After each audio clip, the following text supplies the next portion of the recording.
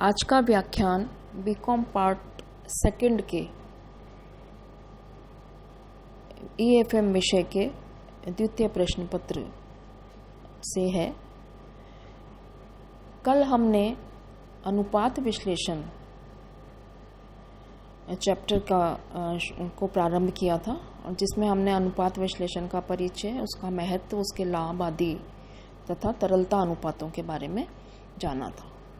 इसी क्रम में आज हम कार्यकुशलता अनुपातों के बारे में अध्ययन करेंगे।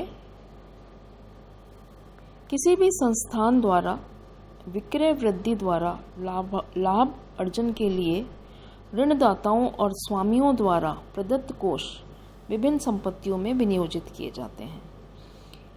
इन संपत्तियों का प्रबंध जितना अच्छा होगा, बिक्री उतनी ही अधिक होगी। अतः व्यवसाय में इन साधनों का प्रयोग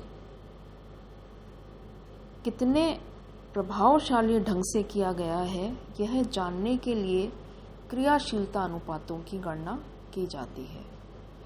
इन अनुपातों को आवर्ती अनुपात भी कहते हैं, क्योंकि ये अनुपात उस गति को प्रदर्शित करते हैं जिससे संपत्तियां बिक्री में परिवर्तित होती हैं। इन अनुपातों की गणना के लिए विक्रय या विक्रयित माल की लागत तथा विभिन्न संपत्तियों जैसे स्कंध देनदार, स्थायी संपत्तियां आदि में विनियोग की तुलना की जाती है।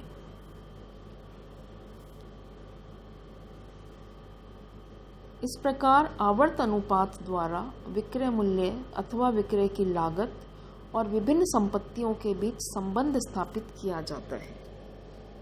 क्रियाशीलता अनुपातों में निम्न अनुपात प्रमुख हैं। सबसे पहला हम इसमें देखेंगे स्कंध आवर्त अनुपात, जिसे स्टॉक टर्नओवर रेशो भी कहा जाता है। एक व्यवसाय में स्कंध की मात्रा कितनी होनी चाहिए जो कि विक्रय मात्रा की तुलना में उचित हो।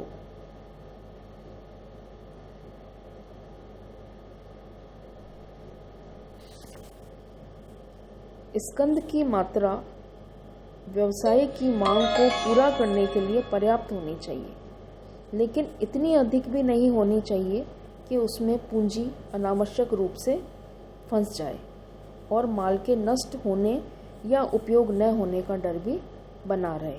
अतः स्कंध में लगाई गई पूंजी का औचित्य तथा मात्रा की पर्याप्तता पर विचार करने के लिए स्कंध आवर्त अनुपात की गणना की जाती है।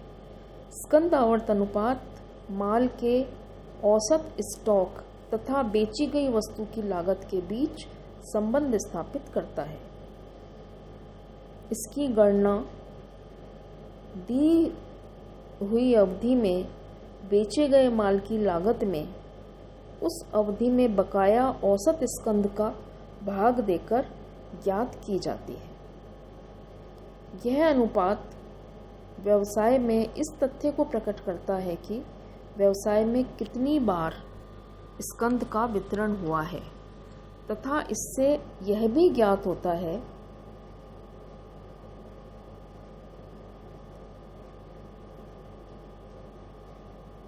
यह अनुपात व्यवसाय में इस तथ्य को प्रकट करता है कि व्यवसाय में कितनी बार स्कंध का विक्रय हुआ है तथा इससे यह भी ज्ञात होता है कि स्कंध का उचित उपयोग हो रहा है या नहीं।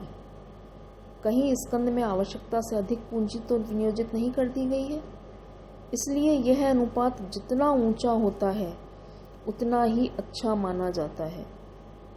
ऊंचा स्कंध आवर्त अनुपात वाली संस्थाएं लाभ की नीची सीमा पर भी अधिक लाभ कमा लेती हैं। इसके विपरीत नीचे स्कंध आवर्त अनुपात व्यवसाय में मंदी, स्कंध में अधिक विनियोग, स्कंध का गलत ढंग से मूल्यांकन तथा स्कंध में प्रचलित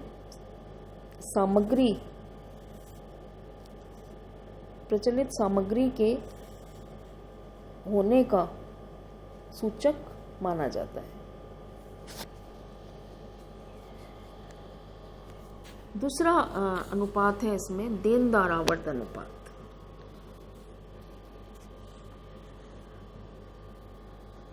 किसी भी संस्था में प्राप्यों में सामान्यतः देनदार एवं प्राप्य विपत्र सम्मिलित होते हैं, जो कि उधार बिक्री के नए वसूल किए गए भाग को दर्शाते हैं।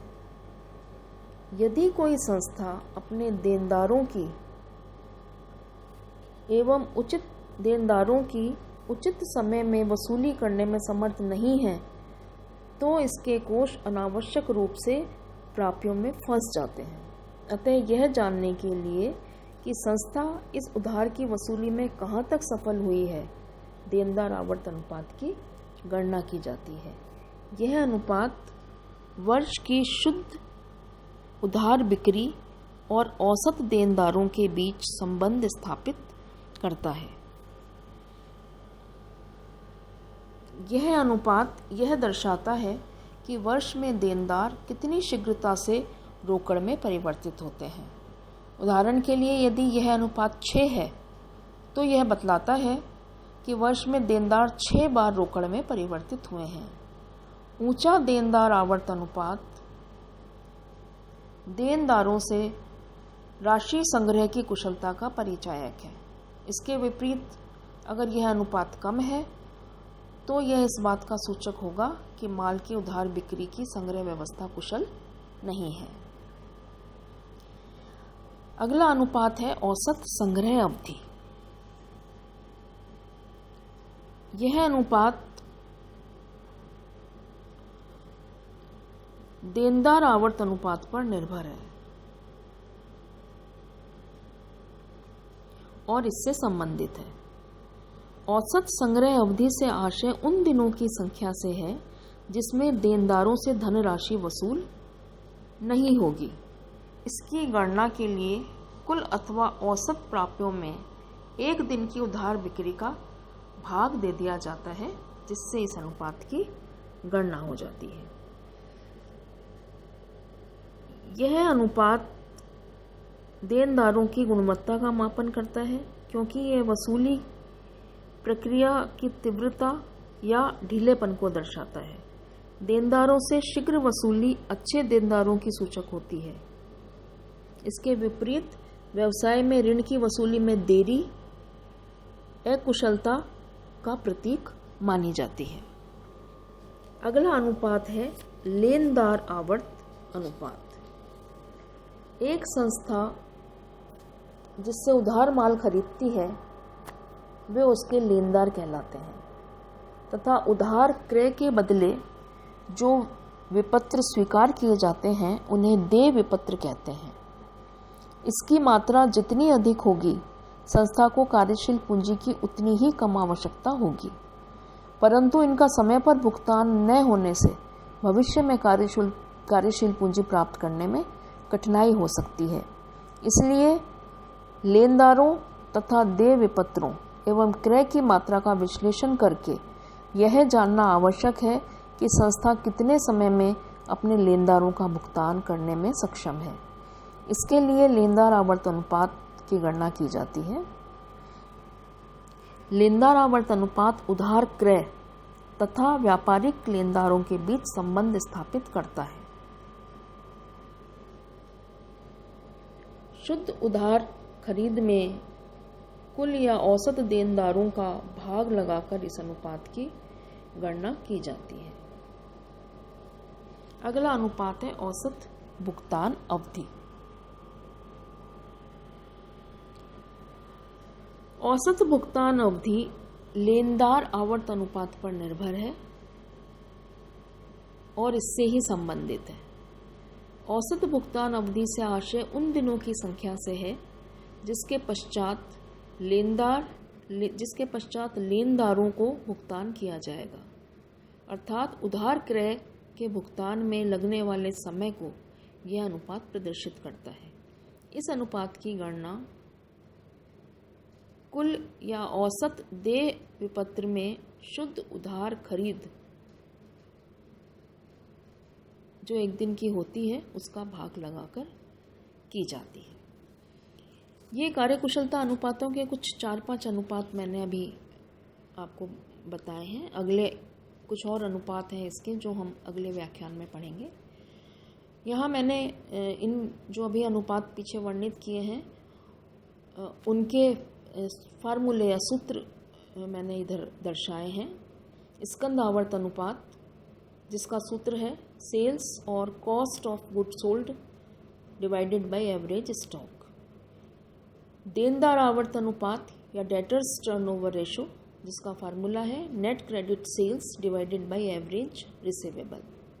इसी प्रकार average collection period equal to total और average receivable divided by net credit sales into 365।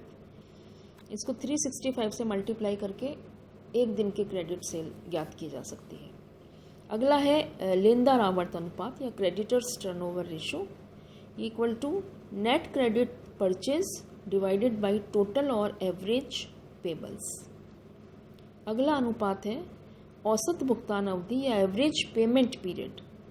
Average payment period equal to total और average payables divided by net credit purchase into 365।